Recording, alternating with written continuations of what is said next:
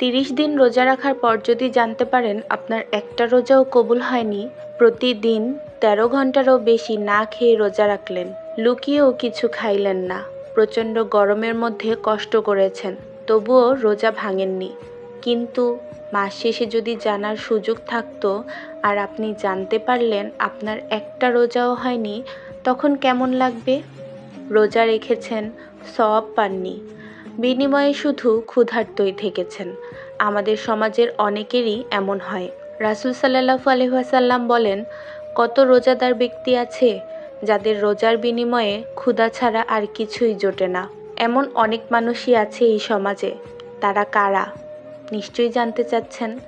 রাসূল সাল্লাল্লাহু আলাইহি ওয়াসাল্লাম বলেন, যে ব্যক্তি মিথ্যা বলা ও সেই অনুযায়ী আমল বর্জন করেনি, তার এই পানাহার পরিত্যাগ করায় আল্লাহর কোনো প্রয়োজন নেই। সহিহ বুখারী। অর্থাৎ রমাদান মাস শুধুমাত্র উপোস থাকার মাস না। কেবল না খেয়ে থাকলেই রোজা হবে না। রোজার সওয়াব পেতে হলে আপনাকে চরিত্রবান হতে হবে, মিথ্যা বলা ত্যাগ করতে হবে, আমানত রক্ষা করতে হবে, কাউকে গালি দেওয়া যাবে না, গীবত করা যাবে না। অথচ আমরা অহরহরই এমন করে থাকি।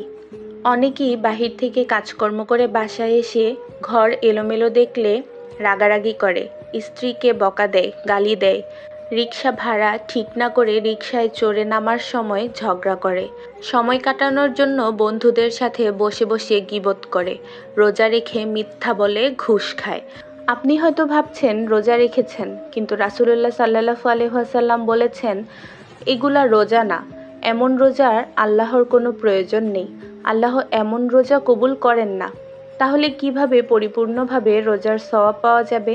নিজের চরিত্রকে উন্নত করা, সচ্চরিত্রবান হওয়া।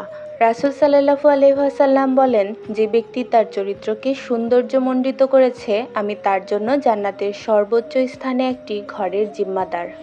30 দিন রোজা রাখার পর যদি জানতে পারেন আপনার একটা রোজাও কবুল হয়নি, প্রতিদিন 13 ঘন্টারও বেশি না খেয়ে রোজা রাখলেন, লুকিয়েও কিছু খাইলেন না, প্রচণ্ড গরমের মধ্যে কষ্ট করেছেন, তবুও রোজা ভাঙেননি, কিন্তু মাস শেষে যদি জানার সুযোগ থাকতো আর আপনি জানতে পারলেন আপনার একটা রোজাও হয়নি, তখন কেমন লাগবে? রোজা রেখেছেন, সওয়াব পাননি, বিনিময়ে শুধু ক্ষুধার্তই থেকেছেন। আমাদের সমাজের অনেকেরই এমন হয়। রাসূল সাল্লাল্লাহু আলাইহি ওয়াসাল্লাম বলেন, কত রোজাদার ব্যক্তি আছে যাদের রোজার বিনিময়ে ক্ষুধা ছাড়া আর কিছুই জোটে না। এমন অনেক মানুষই আছে এই সমাজে। তারা কারা? নিশ্চয়ই জানতে চাচ্ছেন। রাসূল সাল্লাল্লাহু আলাইহি ওয়াসাল্লাম বলেন, যে ব্যক্তি মিথ্যা বলা ও সেই অনুযায়ী আমল বর্জন করেনি, তার এই পানাহার পরিত্যাগ করায় আল্লাহর কোনো প্রয়োজন নেই। সহিহ বুখারী। অর্থাৎ রমাদান মাস শুধুমাত্র উপোস থাকার মাস না। কেবল না খেয়ে থাকলেই রোজা হবে না।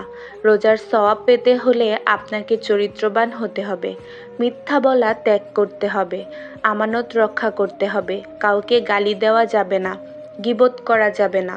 অথচ আমরা অহরহরই এমন করে থাকি। অনেকেই বাহির থেকে কাজকর্ম করে বাসায় এসে ঘর এলোমেলো দেখলে রাগারাগি করে, স্ত্রীকে বকা দেয়, গালি দেয়, রিক্সা ভাড়া ঠিক না করে রিকশায় চড়ে নামার সময় ঝগড়া করে, সময় কাটানোর জন্য বন্ধুদের সাথে বসে বসে গীবত করে, রোজা রেখে মিথ্যা বলে ঘুষ খায়। আপনি হয়তো ভাবছেন রোজা রেখেছেন, কিন্তু রাসূলুল্লাহ সাল্লাল্লাহু আলাইহি ওয়াসাল্লাম বলেছেন, এগুলা রোজা না। এমন রোজার আল্লাহর কোনো প্রয়োজন নেই। আল্লাহ এমন রোজা কবুল করেন না। তাহলে কিভাবে পরিপূর্ণভাবে রোজার সওয়াব পাওয়া যাবে? নিজের চরিত্রকে উন্নত করা, সচ্চরিত্রবান হওয়া। রাসূল সাল্লাল্লাহু আলাইহি ওয়াসাল্লাম বলেন, যে ব্যক্তি তার চরিত্রকে সৌন্দর্যমণ্ডিত করেছে, আমি তার জন্য জান্নাতের সর্বোচ্চ স্থানে একটি ঘরের জিম্মাদার।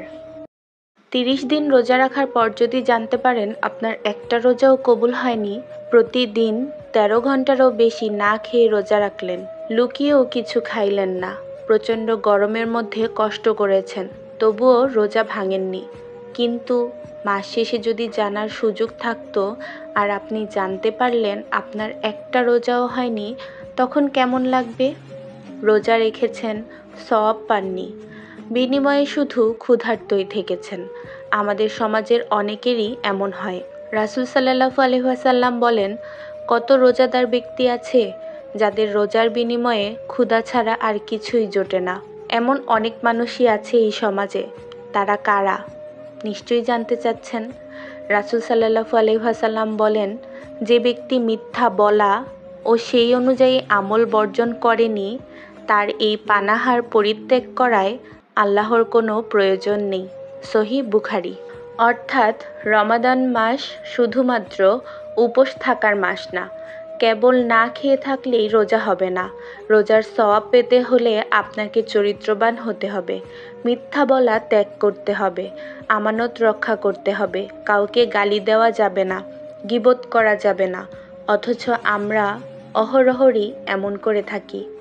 অনেকেই বাহির থেকে কাজকর্ম করে বাসায় এসে ঘর এলোমেলো দেখলে রাগারাগি করে, স্ত্রীকে বকা দেয়, গালি দেয়, রিকশা ভাড়া ঠিক না করে রিকশায় চড়ে নামার সময় ঝগড়া করে, সময় কাটানোর জন্য বন্ধুদের সাথে বসে বসে গীবত করে, রোজা রেখে মিথ্যা বলে ঘুষ খায়। আপনি হয়তো ভাবছেন রোজা রেখেছেন, কিন্তু রাসূলুল্লাহ সাল্লাল্লাহু আলাইহি ওয়াসাল্লাম বলেছেন, এগুলা রোজা না। এমন রোজার আল্লাহর কোনো প্রয়োজন নেই। আল্লাহ এমন রোজা কবুল করেন না। তাহলে কিভাবে পরিপূর্ণভাবে রোজার সওয়াব পাওয়া যাবে? নিজের চরিত্রকে উন্নত করা, সচ্চরিত্রবান হওয়া। রাসূল সাল্লাল্লাহু আলাইহি ওয়াসাল্লাম বলেন, যে ব্যক্তি তার চরিত্রকে সৌন্দর্যমণ্ডিত করেছে, আমি তার জন্য জান্নাতের সর্বোচ্চ স্থানে একটি ঘরের জিম্মাদার। 30 দিন রোজা রাখার পর যদি জানতে পারেন আপনার একটা রোজাও কবুল হয়নি, প্রতিদিন 13 ঘন্টারও বেশি না খেয়ে রোজা রাখলেন, লুকিয়েও কিছু খাইলেন না, প্রচণ্ড গরমের মধ্যে কষ্ট করেছেন, তবুও রোজা ভাঙেননি, কিন্তু মাস শেষে যদি জানার সুযোগ থাকতো আর আপনি জানতে পারলেন আপনার একটা রোজাও হয়নি, তখন কেমন লাগবে?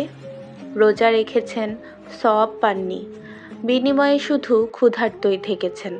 আমাদের সমাজের অনেকেরই এমন হয়। রাসূল সাল্লাল্লাহু আলাইহি ওয়াসাল্লাম বলেন, কত রোজাদার ব্যক্তি আছে যাদের রোজার বিনিময়ে ক্ষুধা ছাড়া আর কিছুই জোটে না। এমন অনেক মানুষই আছে এই সমাজে। তারা কারা? নিশ্চয়ই জানতে চাচ্ছেন। রাসূল সাল্লাল্লাহু আলাইহি ওয়াসাল্লাম বলেন, যে ব্যক্তি মিথ্যা বলা ও সেই অনুযায়ী আমল বর্জন করেনি, তার এই পানাহার পরিত্যাগ করায় আল্লাহর কোনো প্রয়োজন নেই। সহিহ বুখারী। অর্থাৎ রমাদান মাস শুধুমাত্র উপোস থাকার মাস না। কেবল না খেয়ে থাকলেই রোজা হবে না। রোজার সওয়াব পেতে হলে আপনাকে চরিত্রবান হতে হবে, মিথ্যা বলা ত্যাগ করতে হবে, আমানত রক্ষা করতে হবে, কাউকে গালি দেওয়া যাবে না, গীবত করা যাবে না। অথচ আমরা অহরহরই এমন করে থাকি। অনেকেই বাহির থেকে কাজকর্ম করে বাসায় এসে ঘর এলোমেলো দেখলে রাগারাগি করে, স্ত্রীকে বকা দেয়, গালি দেয়, রিকশা ভাড়া ঠিক না করে রিকশায় চড়ে নামার সময় ঝগড়া করে, সময় কাটানোর জন্য বন্ধুদের সাথে বসে বসে গীবত করে, রোজা রেখে মিথ্যা বলে ঘুষ খায়। আপনি হয়তো ভাবছেন রোজা রেখেছেন, কিন্তু রাসূলুল্লাহ সাল্লাল্লাহু আলাইহি ওয়াসাল্লাম বলেছেন, এগুলা রোজা না। এমন রোজার আল্লাহর কোনো প্রয়োজন নেই। আল্লাহ এমন রোজা কবুল করেন না। তাহলে কিভাবে পরিপূর্ণভাবে রোজার সওয়াব পাওয়া যাবে? নিজের চরিত্রকে উন্নত করা, সচ্চরিত্রবান হওয়া।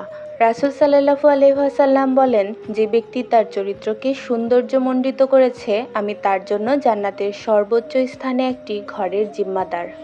30 দিন রোজা রাখার পর যদি জানতে পারেন আপনার একটা রোজাও কবুল হয়নি, প্রতিদিন 13 ঘন্টারও বেশি না খেয়ে রোজা রাখলেন, লুকিয়েও কিছু খাইলেন না, প্রচণ্ড গরমের মধ্যে কষ্ট করেছেন, তবুও রোজা ভাঙেননি, কিন্তু মাস শেষে যদি জানার সুযোগ থাকতো আর আপনি জানতে পারলেন আপনার একটা রোজাও হয়নি, তখন কেমন লাগবে?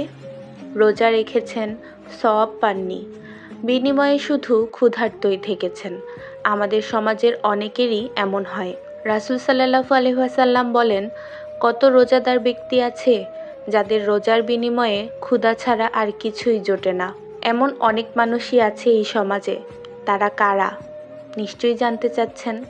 রাসূল সাল্লাল্লাহু আলাইহি ওয়াসাল্লাম বলেন, যে ব্যক্তি মিথ্যা বলা ও সেই অনুযায়ী আমল বর্জন করেনি, তার এই পানাহার পরিত্যাগ করায় আল্লাহর কোনো প্রয়োজন নেই।